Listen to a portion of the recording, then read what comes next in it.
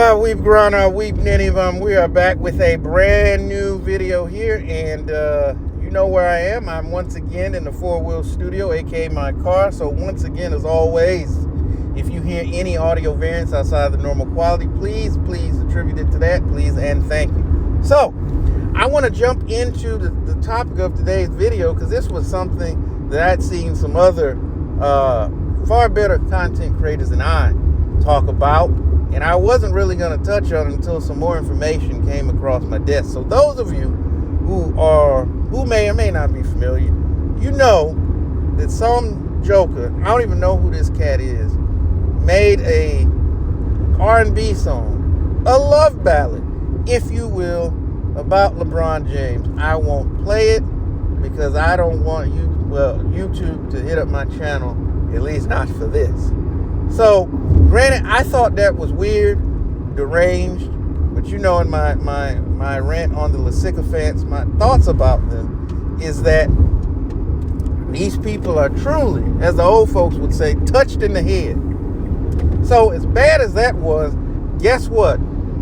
Found out two completely different jokers, separately, independent of each other, if you will, have made more LeBron James songs.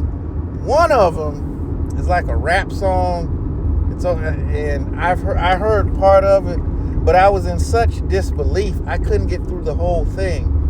And I forgot what the other one was. It wasn't a love ballad like the first one, but I can't even think of it right now. I have links to both of them if you want to listen to some of this nail in ear inducing music. But while I've got your ear and we're talking about this goes to show you, when we talk about these sycophants, why we even call them that. Here's why. Because here's the thing. It's not so much if you think LeBron James is the greatest player ever. Fine. Most of us don't agree, but that's fine. You're entitled to revel in your ignorance. That's cool. It's the lying. It's the intentional denigration of other players, the twisting, the sculpting of narratives in order to try to prove your point. That's what people have a problem with, and that's why people don't like you and people don't respect you. When I say that these sycophants, I'm not into music as big as I once was, but these beehive losers, and yes, I said that. I'm not afraid of them. Like how in their feelings they get if someone does not worship at the altar of Beyonce, and how in their feelings that they get that it's unfathomable that because they've given themselves to her mind, body, and soul that you don't, so it's got to be something wrong with you. And these sycophants, I used to say they're the sports version of that, but they are worse. Like they're absolutely worse. It could be stories out there. It may be. I know some of them put together a literal church to her, but I haven't heard of these people writing songs about Beyonce. It could very well be. And like I said, I don't pay attention to it, so it just hadn't come across my desk. But these people, I mean, it's a sycophantic devotion to a guy who literally wouldn't pee on you if you was on fire. And I say this because think about when they were in the Olympics. LeBron wasn't. He was going into a party or wherever he was going, and the little kid asked him for an autograph, and how he reacted, how he responded, because it wasn't like the child, and I'm using the word child, he was a youngster, ran up on him and just shoved something in his face and was being rude. I thought he conducted himself rather well, and you saw it was vitriol. It was, like, how dare you come up to me? And this is the person that you've devoted yourself to, that you're writing love ballads to, odes to, if you will. This is the guy.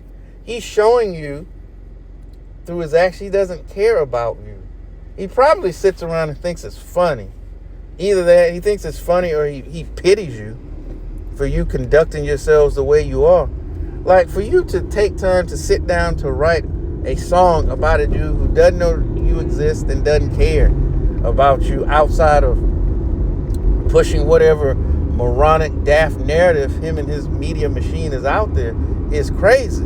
And it goes to show you, when we talk about the problems with the modern day basketball fan, and why I say that the sycophant is like a miasma that has infected basketball fans, and it's made the fan base as a whole worse off, because it's split the fan base. You got people with sense, and then you got these jokers over here, and they just go all out in a way I've never seen with any other sports fan base, period. Even, you can talk about the most intense fans out. I mean, this is at another level. These people are weird.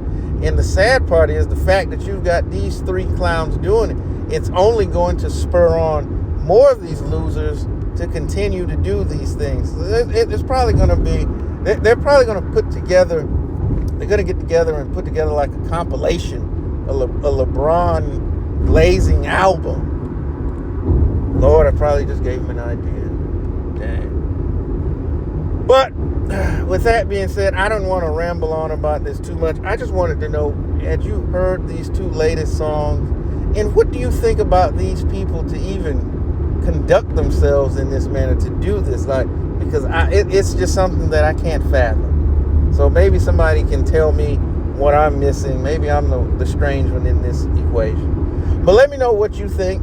Let's have a conversation about it in the comment section. As you know, I really thank you, the 6 or 7 of you who watch the videos. I really do appreciate you all spending a few moments with me when I do make these videos, and I do my best to try to give you something worth watching and stuff that's worth coming back to check out what I've got going on. So with that being said, it's going to conclude the video. And as always, remember, tell the ones that you love them, and check on your people. Peace.